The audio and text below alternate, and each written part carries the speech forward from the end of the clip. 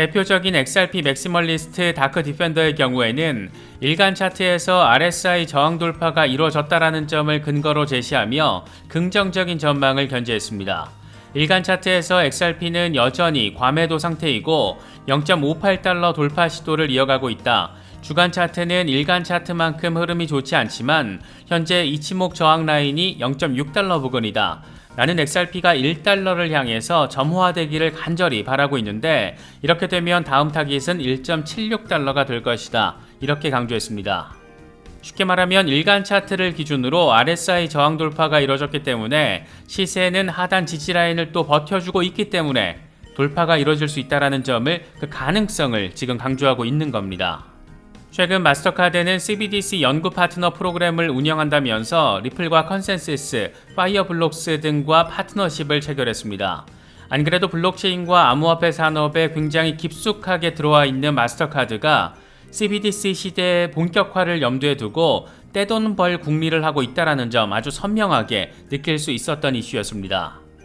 그런데 마스터카드가 이번에는 아랍에미리트 정부와 파트너십을 맺었는데 이번 파트너십은 마스터카드가 두바이의 AI와 사이버 기술을 위한 글로벌 센터를 공개한 가운데 이뤄져서 그 주목도를 높이고 있습니다. 금융 범죄 퇴치를 위한 AI 기반 솔루션 개발, 디지털 생태계 확보, 이런 게 목적이라고 하는데 이걸 아랍에미리트 정부도 같이 나눠 먹고 싶다라며 올라탄 것으로 바라볼 수 있을 것 같습니다. 마스터카드가 발표한 내용을 보면 AI 엔진을 적용하면 해마다 1250억 건 이상 거래를 사기로부터 보호할 수 있다라고 합니다. 그런데 아랍에미리트는 이번 브릭스 신규 회원국이 된 곳이고 동시에 블록체인과 크립토 혁신에 아주 엄청 빡세게 적극적인 곳입니다. 중동 지역에서 가장 크립토 친화적인 국가라고 표현을 해도 문제가 없을 겁니다. 아랍에미리트는 이미 리플 ODL이 돌아다닐 수 있는 통로가 잘 만들어져 있는 국가이기도 한데 최근 리플의 파트너사인 트랭글로가 두바이 기반의 대표적인 송금 기업 알안사리 익스체인지와 파트너십을 맺으면서 중동 확장이 아주 잘 이루어지고 있는 곳입니다. 물론 잘 아시는 것처럼 리플은 아랍에미리트뿐만 아니라 중동 북아프리카, 메나 지역에 엄청 공을 들이면서 이곳에서의 블록체인 송금 주도권 확보에 노력을 해오고 있습니다. 여기에 최근 아랍통화기금이 XRP의 혁신을 호평하고 브릭스 경제저널이 XRP를 디지털 자산과 관련한 혁신 사례로 언급을 하고 그런데 브릭스 국가들과 XRP가 이미 연결이 잘 돼 있고 이런 서로 얽히고 설켜있는 상황들을 보면 시세보다 중요한 것이 뭔지 느낄 수 있는 부분이 아닐까 싶기도 합니다. 한 가지 더 재미있는 부분은 리플의 연례 행사 리플 스웰이 올해는 두바이에서 열린다라는 겁니다. 뭔가 참 재미나게도 연결이 돼 있습니다. XRP가 의미 있는 시세를 형성하는 시기가 1년 뒤가 될지 10년 뒤가 될지는 예단할 수는 없겠지만 확실한 건 엄청난 잠재력을 가지고 있고 이미 하나둘 현실 속에서 잘 보여주고 있다라는 겁니다. 사실 리플과 관련해서는 단기적인 시세 흐름보다 장기적 관점에서 정말 의미가 큰 소식 더해졌습니다. 무려 웨스턴 유니온이 리플과 국제 송금 분야에서 협업을 진행하고 있다라는 소식을 이 회사 CEO가 공개석상에서 직접 밝힌 겁니다. 웨스턴 유니온은 1851년에 문을 연 뉴욕 기반의 대표적인 미국 국제 송금 기업입니다.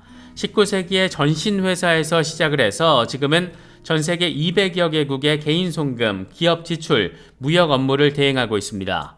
대표적인 경쟁사로는 머니그램, 또 페이팔 등을 꼽을 수가 있습니다. 아마 아시는 분들은 이 부분까지만 듣고도 와, 이거 진짜 대박이다 싶은 그런 생각 드실 겁니다. 먼저 웨스턴 유니온 CEO가 밝힌 내용을 보면 리플의 기술과 XRP를 우리 회사와 통합하기 위해서 적극적인 노력을 하고 있다. 다양한 솔루션 테스트가 이루어지고 있다. 이를 통해서 웨스턴 유니온은 거래를 최적화하고 비용을 절감하는 방안을 마련하고 있다. 이렇게 설명을 했습니다. 쉽게 말해서 훨씬 빠르고 훨씬 저렴한 리플 레저를 통해서 거대한 국경 간 송금에 대한 혁신을 진행하겠다라는 겁니다. 여기까지만 해도 일단 완전 대박. 그런데 우리의 눈길을 끄는 지점은 이 회사의 경쟁 기업으로 꼽히는 머니그램, 페이팔 등입니다.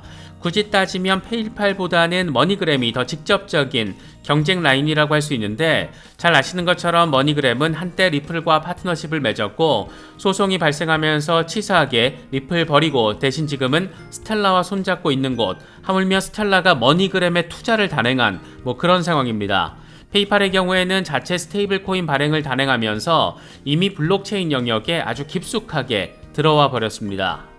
결국 정답은 간단합니다. 기성 레거시 금융권이 살아남기 위해서는 블록체인 디파이 혁신을 수용하지 않을 수 없고, 이게 지금 미국에서는 서서히 가속화되고 있다. 이런 흐름이 글로벌하게 확산되고 있는 상황이고, 결국 우리의 송금 방식 역시 점차 이 방향을 향할 수밖에 없다. 그런데 그 중심에 리플, 스텔라 이런 기업들이 자리하고 있다. 근데 또 스텔라는 리플에서 하드포크된 형제 관계다. 상황이 이렇다라는 겁니다. 유투데이의 경우에는 좀 더 긍정적으로 지금의 상황을 해석했습니다. XRP 거래량 급증을 동반하면서 24시간 동안 2.8%대 상승세를 기록하고 있다. 이건 그레이스케일 승소 등의 소식으로 시장 전반의 분위기가 구매자에게 유리한 방향으로 흘러가고 있다는 것을 보여준다. XRP 거래량은 하룻밤 사이에 109% 증가해서 15억 달러를 기록을 했는데, 이건 신규 자금 유입을 암시하는 것이다. XRP 곰 세력이 황소 세력에 압도당하고 있다라는 첫 번째 신호다. SEC와의 재판에서 리플이 승소하고 토레스 판사의 약식 재판 판결이 유지된다라면 XRP의 장기 전망은 긍정적일 것이다. 이렇게 분석을 했습니다.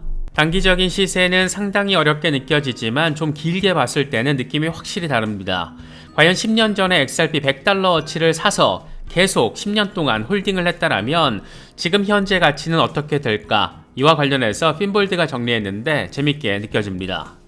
2013년 8월 말 XRP는 0.005달러에 거래가 됐는데, 이걸 계속 안 팔고 그대로 홀딩했다라면 지금 가격으로 봤을 때 1300% 정도 상승한 것으로 나타났습니다. 만약 10년 전에 100달러를 투자했다라면 지금은 9300달러 이상의 가치가 된다라는 의미. 만약에 1000달러를 넣었다라면 93,000달러, 10,000달러를 넣었다라면 93만 달러가 됐다라는 그런 얘기입니다. 10년 사이 어마어마한 폭등과 어마어마한 폭락이 있었는데, 지금의 이 무시무시한 0.5달러 가격도 10년 전과 비교했을 때는 1000% 넘게 상승한 가격이라는 것, 역시 시간의 힘이라는 건 정말 무섭다. 이런 걸 느낄 수 있는 부분이고, 장기 투자의 특장점이 바로 이게 아닐까 싶기도 합니다. 그래서 그런지 이번에 에그라 크립토가 제시한 분석이 더 재밌게 느껴지기도 합니다. 분석 근거는 조금 복잡하게 느껴지는데 이건 차치하고 결론만 정리를 하면, 이 양반은 XRP가 40달러에 도달한 뒤에 400달러 가능성, 달성 가능성을 지금 이야기하고 있습니다. 지금 수준에서 40달러는 7500% 상승, 400달러는 75,000% 상승하는 셈이 되는데, 지난 10년 사이에 10,000% 올랐다고 하니까 앞으로 10년 정도 안에 7500% 정도는 가능하지 않을까, 이런 생각이 드는 것은 꼭 기분 탓만은 아닌 것 같습니다. 이것도 비슷한 관점에서 바라볼 수가 있는데, XRP에 몰빵한 크립토 에셋가이는 비현실적인 XRP 예측은 헛소리다. XRP가 100달러 과연 넘어설 수 있을까? 그럴 수 있을 거다. 하지만 아주 오랜 시간이 걸릴 거다. 나는 10달러가 합리적인 가격 목표로 바라보고 있고, 이건 2024년이나 2025년 사이에 가능할 것이다. 이렇게 강조했습니다. 제 목도 메이는 것 같습니다. 저희 채널 목표 타겟도 10달러인데 이 정도는 가까운 미래에는 가능하지 않을까, 그런 생각이 드는 건 역시 기분 탓만은 아닌 것 같습니다. 삿포로 가자! 또 하나 9월 긍정적인 재료로서 기대할 수 있는 부분은 리플 소송 상황입니다. SEC가 중간 항소 요청을 한 것에 대해서 리플랩스가 공식적인 반대 입장을 법원에 제출했는데, 이게 내용 자체가 꽤 흥미롭습니다. 중간 항소가 필요한 예외적 상황은 없다. 법원의 7월 판결에는 지배적 법리 문제를 제시할 내용이 없다. 또 의견 불일치에 대한 실질적인 근거는 법원이 피고인의 XRP 거래 대부분의 하위 테스트를 적용한 것에 대한 SEC의 불만밖에 없다. 이렇게 날을 세웠습니다. 쉽게 정리하면 법리 문제는 한 개도 없고 존재하는 건 SEC의 불만밖에 없다. 그래서 이건 중간 항소 대상이 아니다. 이런 얘기를 지금 하고 있는 겁니다. 지금 단계에서 우리가 생각해 볼 수 있는 상황은 크게 두 가지입니다. 먼저 법원이 SEC의 중간 항소 요청을 받아들이는 상황입니다. 아날리사 토레스 판사가 중간 항소 필요성을 인정하게 되면 이건 제2연방항소법원으로 가게 되고, 여기서도 승인이 나면 중간 항소심이 거기서 진행이 됩니다. 또 하나는 토레스 판사가 SEC의 요청을 기각하고 리플의 요청을 받아들이는 경우 우리 모두가 원하는 그런 상황인데, 이렇게 될 경우에는 리플 소송 1심 판결 심리 계속 이어지고 내년 2분기에 배심원 판결이 진행됩니다. 지금 양측이 법원에 제출한 스케줄 상황을 보면 4월 20일쯤 배심원 판결을 위한 정식 재판 기일이 시작될 것으로 예상되고 있는 상황입니다. 지금 이런 거에 대한 갈래타기, 다시 말해서 토레스 판사가 중간 항소에 대해서 어떤 명령을 내릴지가 9월 중순 전후 시점에서 나오게 될 것으로 기대가 되고 있는데, 개인적으로는 이미 본인이 1심 판결을 마무리하기 위해서 배심원 판결 일정까지 제시한 상황에서 자신의 법리 적용이 잘못됐다라는 걸 인정하고 이걸 항소 법원으로 보낼 가능성이 있을까? 개인적으로는 낮다라고 생각하고 있고, 그래서 9월에는 XRP의 흐름에 있어서도 의미 있는 상황이 한 번 더 펼쳐지게 되지 않을까 기대하고 있습니다. 물론 존 디튼 같은 미국 변호사는 토레스 판사가 이걸 승인할 가능성도 충분히 있다, 이렇게 멘트를 날리기도 했는데, 과연 어떤 명령이 제시가 될지 정말 궁금한 지점입니다. 시세 바라보고 있으면 어질어질한데 XRP 온체인 데이터 상황을 보면 흥미로운 지점들도 자리하고 있습니다. 이건 센티멘트 데이터인데 9월로 접어들면서 XRP의 온체인 거래량 48억 달러 규모, 유통량이 20억 3천만 달러 규모로 사상 최고치를 찍은 것으로 나타났습니다. 특히 시총 5위 규모의 리플에 대한 개발 활동도 크게 증가하고 있다라고 센티멘트는 설명을 했습니다. 시세는 다소 엉망인데 온체인 데이터 상황은 긍정적이고 소송에 대해서는 기대 포인트가 자리하고 있고, 아무튼 XRP는 투자하기 진짜 어려운 종목이라는 거 새삼 느끼게 되는 것 같습니다. 독일 중앙은행이 발간한 국경 간 송금 관련 리포트 내용 가운데 일부입니다. 일단 소제목이 이렇습니다. 즉각적인 결제, 핀테크, 그리고 블록체인, 유럽 결제 지형 앞에 자리한 도전들, 그리고 나서 블록체인 레저를 활용한 기술들을 제시하는데 리플과 이더리움, 비트코인 등이 나열되어 있습니다. 이 리포트가 발행된 게 2017년 6월 1일이니까 디파이 혁신을 어떻게 적용하고 활용해야 할지 독일 중앙은행이 꽤 오래전부터 고민을 해왔다라는 것을 느낄 수 있는 부분입니다. 다음 페이지에 담긴 내용은 더 흥미롭습니다.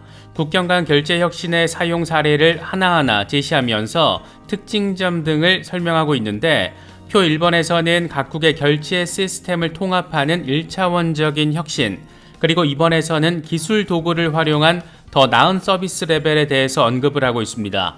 대표적인 사례로 스위프트 GPI와 리플이 표시되어 있습니다. 스위프트 GPI의 경우에는 스위프트가 경쟁력을 강화하기 위해서 2016년에 개발한, 당시에는 나름 진일보하다라는 평가를 받았던 송금 방식이었습니다. 스위프트의 가장 큰 단점인 길고 긴 이 송금 시간을 하루 안으로 단축시키겠다라는 게 핵심입니다. 사나흘씩 걸리던 게 하루 안에 받을 수 있게 된 거니까 당시 기준으로 놓고 보면 꽤나 의미 있는 혁신이라고 평가가 가능합니다. 물론 리플 등 블록체인 프로젝트들의 실시간 송금과는 비교할 순 없는 수준입니다. 어쨌든 독일 중앙은행은 좀 더 나은 기술 도구로서 스위프트 GPI와 리플을 두 번째로 언급을 했고, 세 번째로 언급한 것이 크립토 기술의 사용, 대표적인 사례로는 스위프트 POC와 역시 리플이 제시되어 있습니다.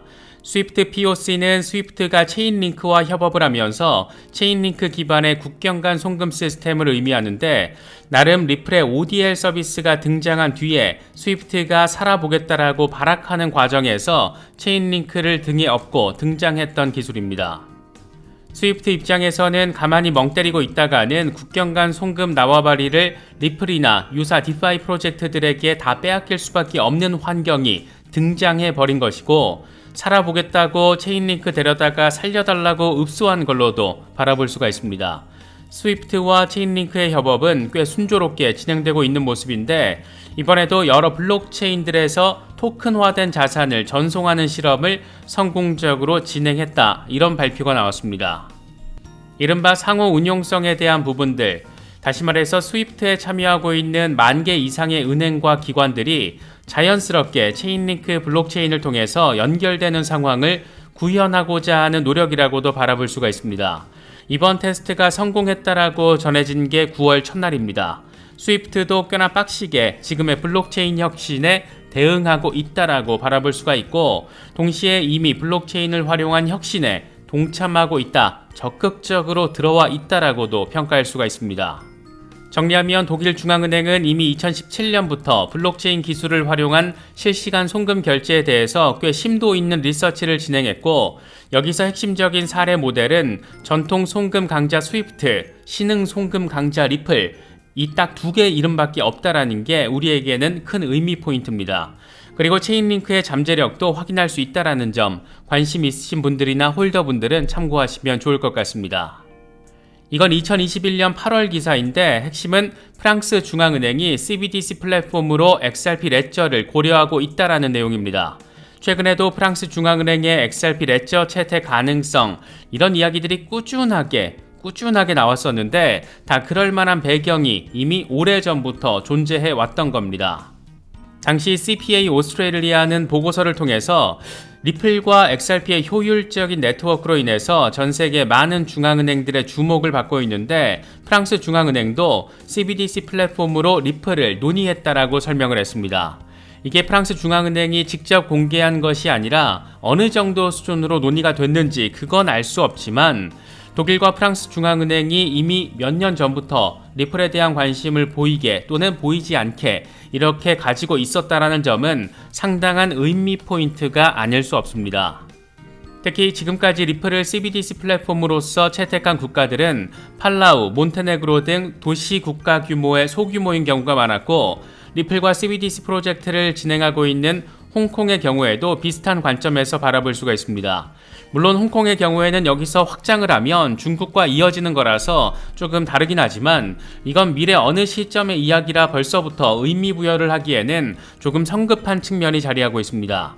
그래서 독일과 프랑스 등 기존 선진국의 상징, 이 G7 이런 나라들이 만약 리플을 CBDC 플랫폼으로 정식 채택을 한다라면, 이건 지금까지 팔라우나 몬테네그로 정도의 국가들과는 임팩트 자체가 다를 수밖에 없다라는 점에서 조금 더 관심받고 있는 그런 모습입니다. CBDC의 관점에서 바라보면 여러 중앙은행들이 리플에 관심을 갖는 건 분명한 팩트인데, 여기서 관점을 좀 더 확장시키면 디파이 혁신의 관점에서도 바라볼 수가 있습니다. 이건 기존의 중앙화된 금융 시스템, 답답하고 비효율적인 우리네 은행 서비스, 이런 거 생각해보면 확 체감되는 부분인데, 지금의 은행 서비스들 역시 미래 어느 시기가 도래하면, 다시 말해서 블록체인 시대가 본격화된다라면 결국엔 디파이 기술에 잡아먹히든가 아니면 디파이 기술을 적극적으로 채택해서 체질 자체를 바꾸는 혁신을 단행하든가 그럴 수밖에 없을 것으로 생각해 볼 수가 있습니다. 미국의 대형은행들이 여러 블록체인 프로젝트들과 협업을 진행하고 JP모건처럼 아예 직접 블록체인 부문을 만들어서 직접 송금 혁신을 구현하는 곳도 있고, 블랙록 같은 세계 최대 규모의 자산 운용사는 비트코인을 단순히 매매하는 수준이 아니라 아예 비트코인 현물 ETF를 출시하겠다라고 저쌩 난리를 피고 있고, 그런데 이런 곳이 지금 한두 군데가 아니고, 찰스 슈왑과 피델리티 등의 월가 세력 자본들은 돈을 분바이해서 아예 암호화폐 거래소를 직접 만들어버리기도 했습니다. 이런 트렌드 과연 어떻게 바라보고 어떻게 투자 전략을 세워야 할지 우리에겐 너무 선명하게 지금 제시가 되고 있습니다. 블록체인 송금 혁신에 미국 연준조차도 이미 올라탄 상황, 그리고 여기에 리플의 기술력이 밑바탕에 조용하게 잔잔하게 그런데 강력하게 깔려 있다라는 점도 아주 많이 매력적인 포인트라고 할 수가 있습니다. 미국 연준은 7월 20일에 페드나우를 출시했습니다. 페드나우와 리플의 직간접적인 관련성은 이미 여러 차례 짚어봤었는데, 가장 1차원적인 핵심은 연준의 결제 혁신의 상징이라고 할 수 있는 페드나우의 기술력을 제공하는 기업들이 보여주고 있습니다. 볼란테와 피나스트라는 프리미어 페드나우 프로바이더로 표현될 정도로 연준의 결제 혁신 기술과 관련해서 무척 아주 많이 엄청 중요한 역할을 하고 있는 기술 파트너 기업들입니다.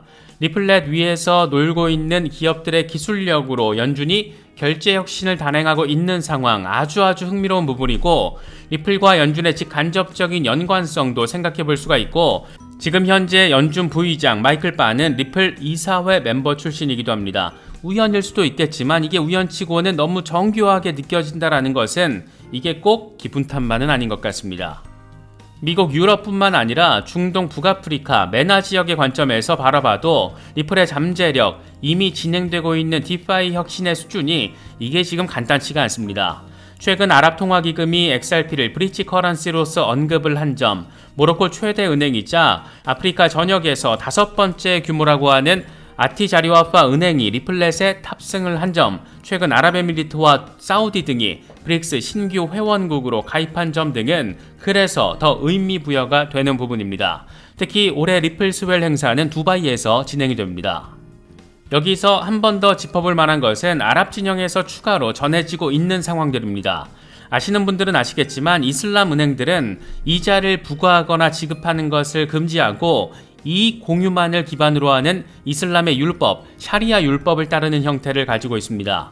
현재 72개국 526개 이슬람 은행과 1700개 뮤추얼 펀드가 샤리아 율법에 따라서 운영되고 있다라고 합니다.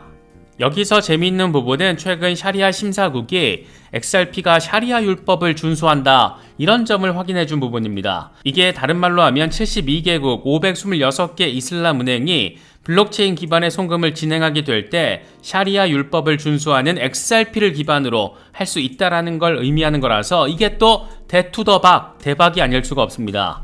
미국, 유럽, 중동, 북아프리카 여기다 일본을 중심으로 XRP의 혁신이 지금 장난 한 개도 없고 동남아 송금 시장을 리플 ODL이 이미 뿌리를 아주 강력하게 내려버렸습니다. 전 세계가 리플 ODL로 조금씩 그런데 아주 강력하게 연결되고 있는 상황 확연하게 느낄 수가 있습니다. 문제는 이 같은 혁신적인 파워와 비교했을 때 여전히 어질어질한 게 XRP의 시세입니다.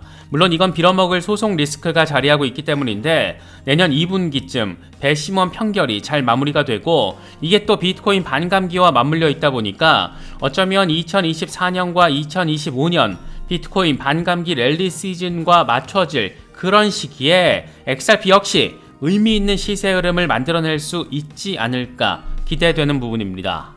이건 XRP 맥시 가운데 한 명인 에그라 크립토가 정리한 건데 쉽게 말하면 두 개의 삼각형 패턴이 과거와 유사한 형태로 형성되고 있고 역사가 반복된다라면 다시 말해서 이전 주기의 패턴을 따를 경우 이번에는 초기 목표 가격으로 33달러가 가능하다 이런 점을 설명하고 있습니다.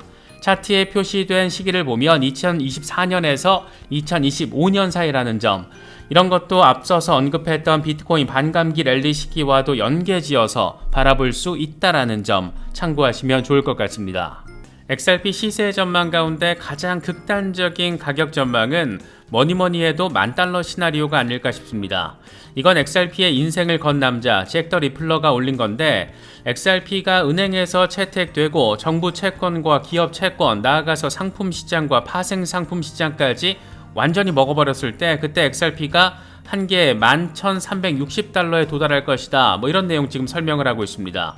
다소 황당하게 들릴 수 있는 내용인데 그러면서 마지막 문장으로 XRP는 $10,000로 디자인됐다 이렇게 설명을 하고 있습니다.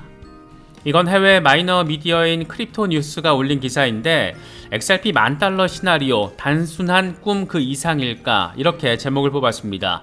다소 선정적으로 느껴지는 제목이긴 한데 괜히 내용이 궁금해지는 것은 또 기분 탓만은 아닌 것 같습니다. 내용은 이렇습니다. XRP는 중앙은행 CBDC의 가교 역할을 하도록 설계가 됐고 그래서 미래 금융 생태계에서 그 역할이 매우 중요해졌다. 공급량이 제한되어 있기 때문에 낮은 가격으로 글로벌 거래를 처리하기가 충분하지 않고 그래서 $10,000 넘는 가격 예측이 주목받고 있다. XRP $10,000 돌파 시나리오는 단순한 추측이 아니다. 이렇게 강조했습니다. 그러면서 현재 XRP는 1,000억 개가 존재한다. 많은 것처럼 보일 수도 있지만 CBDC와 관련된 글로벌 거래 가교 역할을 한다는 것을 잊지 말아야 한다. XRP $10,000 시나리오에서 개당 $10 수준의 가격대는 거래량을 처리하는 데 필요한 유동성을 제공하기에 크게 부족하다. 그래서 $10,000 이상의 가격이 형성돼야 글로벌 디지털 금융 시스템에 대한 필요한 유동성을 제공할 수 있다. 다시 말해서 XRP $10,000 주장은 허공에서 나온 뜬구름 잡는 소리가 아니라 근본적인 목적을 밑바탕에 깔고 있는 것이다. 그래서 XRP에 열광하는 사람이든 회의적인 사람이든 한 가지 분명한 것은 $10,000 이상의 시나리오를 완전히 무시하는 것은 성급한 결정일 수 있다는 것이다. 이렇게 강조해놨습니다. 그럴싸하긴 한데 0.5달러 수준의 지금 가격을 보이고 있는 XRP가 진짜 $10,000에 도달할 수 있을까 어느 정도 회의적으로 느껴지는 부분도 자리하고 있습니다. 리플 $10,000 설계를 처음으로 공개적으로 주장한 인물은 마크 필립스입니다. 이 양반은 미국 공군 출신의 PR 커뮤니케이션 전문가인데 2019년 2월에 XRP는 $10,000에 설계됐다, 이런 다소 전폭적인 논문 형식의 글을 블로그에 올리면서 꽤나 큰 사회적 파장을 일으켰던 인물입니다. 그는 XRP는 애초부터 전 세계 모든 시장에서 기관과 소매 금융 시스템을 대체하도록 설계가 됐다, 이렇게 무시무시한 내용을 아무렇지 않게 밝히기도 했습니다. 그러면서 XRP는 세계 인구 75억 명이 수용할 수 있도록 확장 가능해야 한다, 이 같은 리플랩스의 공동 창업자 아서 브리토의 멘트를 인용하기도 했는데, 이걸 근거로 XRP $10,000 설계 근거를 하나하나 주장을 했습니다. 이 논문을 통해서 이 양반이 증명하려고 한 것은 XRP가 전 세계 인구 75억 명이 수용하는 상황, 그러니까 전 세계 모든 시장의 가치를 XRP가 흡수할 수 있느냐 여부입니다. 2019년 당시 전 세계 모든 시장의 가치를 합한 총액이 1,100조 달러였다라고 하는데, 이걸 XRP 전체 발행량인 1,000억 개로 나누면 얼추 개당 11,000달러라는 가격이 나오게 됩니다. 우리 돈으로 따지면 현재 환율로 1,300만 원 정도, 이런 거액의 시세가 형성이 됩니다. 이건 논문의 결론에 해당하고, 이걸 증명하기 위해서 이 양반은 리플 XRP가 가진 송금 혁신이 어느 정도 강력한 장점이 있는지를 설명했습니다. 사실 이 부분은 우리가 이미 여러 번 영상으로 짚어봤기 때문에 대체로 잘 알고 있는 내용들입니다. 리플 XRP는 스위프트 같은 기존 시스템보다 훨씬 빠르고 훨씬 저렴하고 안정적인 결제를 가능하게 한다. 2019년 기준으로 리플 에스크로 계정에서 XRP 발행량의 55%가 잠겨 있는데, 이건 디플레이션 역할을 하면서 가격을 높일 수가 있다. 2019년 2월 기준으로 지난 6개월 동안 XRP는 0.25달러에서 0.6달러 사이에 거래가 됐고, 이건 중앙값 양쪽의 120% 범위를 나타낸다. XRP가 1초에서 5초 안에 결제가 마무리된다라는 점을 고려하면 이건 기관들이 사용해도 크게 문제가 되지 않는다, 이렇게 설명을 했습니다. 이 양반은 그러면서 꽤 재미있는 분석을 제시했는데, 당시 스위프트를 통한 국경 간 송금의 1일 거래 규모가 5조 달러였기 때문에 에스크로 물량으로 잠긴 XRP를 제외한 450억 XRP를 사용할 경우, 이 모든 스위프트를 XRP가 담당할 경우 XRP 한 개당 가격은 111달러에 해당한다라는 계산을 도출합니다. 총 거래 규모 5조 달러를 450억 XRP로 나누면 111달러라는 개당 가격이 나오고, 이걸 지금 환율로 따지면 13만 원대 정도가 됩니다. XRP가 못 가도 100원 갈 것이다, 많이 가면 $10,000 갈 것이다, 이런 얘기는 이 같은 마크 필립스의 분석에 기인하고 있는 것으로 바라볼 수가 있습니다.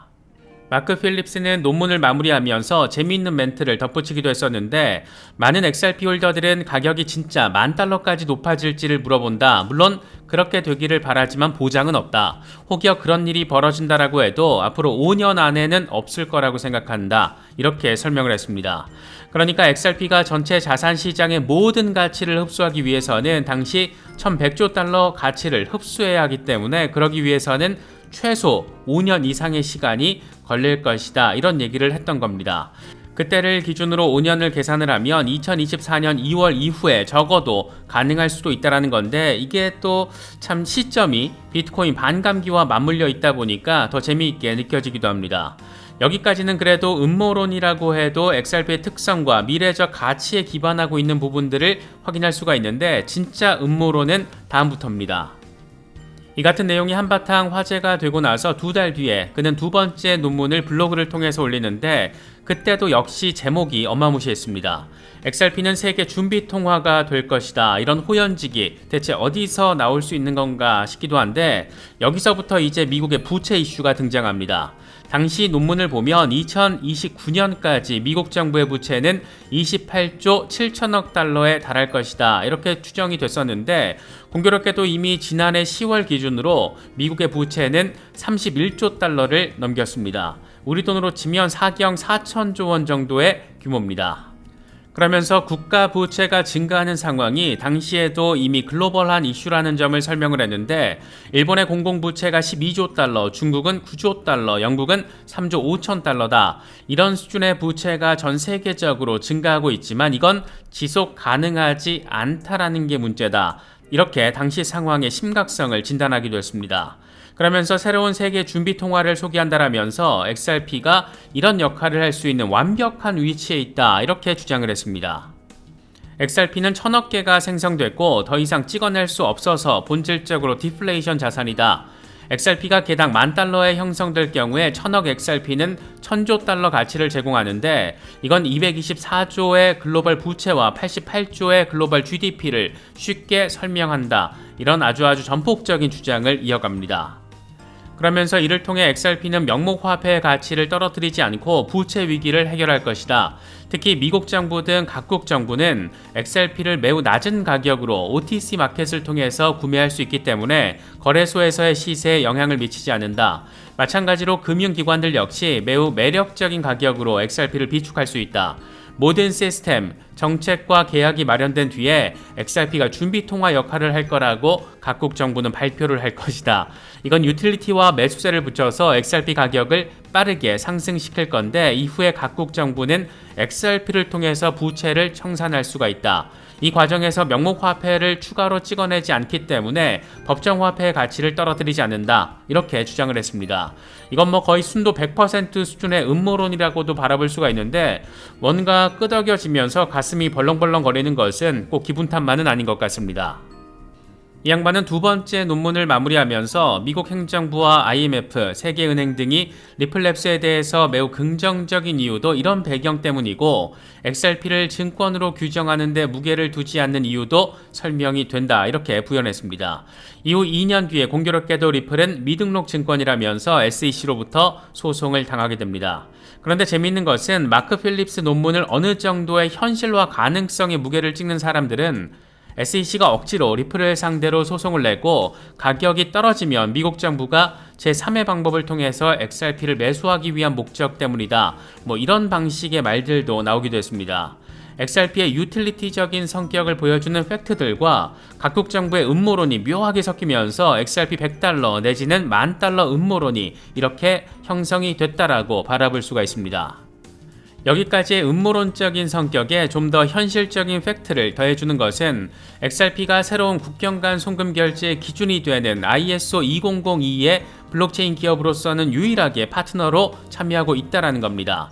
잘 알고 계시는 것처럼 각국 정부가 ISO 2002를 도입하는 것은 CBDC 시대를 준비하는 과정으로 바라볼 수가 있고, 미국 연준 역시 지난해 7월 이걸 본격적으로 도입을 이미 해버렸습니다. 리플이 유일한 블록체인 기업으로서 참여를 하는데 미국 연준도 도입을 하고, 하필 이 타이밍에 미국 연준의 부의장 마이클 바는 리플 이사회 멤버 출신이고, 상황이 이렇게 더해지다 보니까 XRP 진성 홀더들 사이에서는 음모론과 팩트는 좀 더 강력한 시너지를 내고 있는 것 같기도 합니다.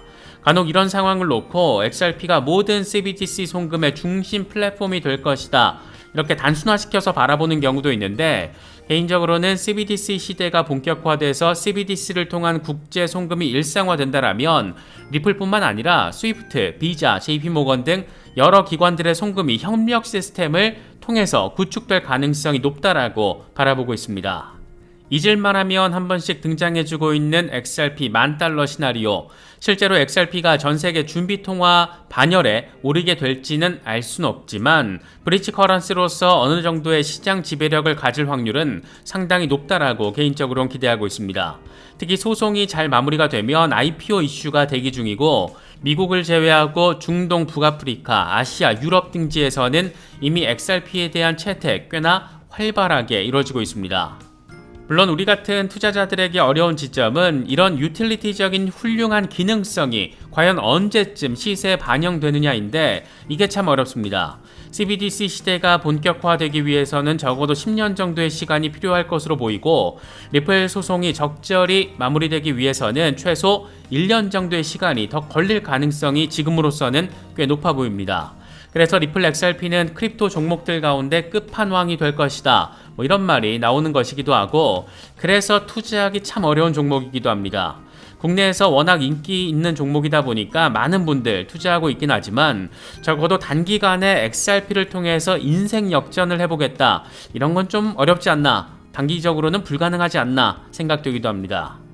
그래서 장기 투자 성격이 매우 강한 종목이라는 점 참고하시면서 투자 대응도 잘 하실 수 있으면 좋겠습니다.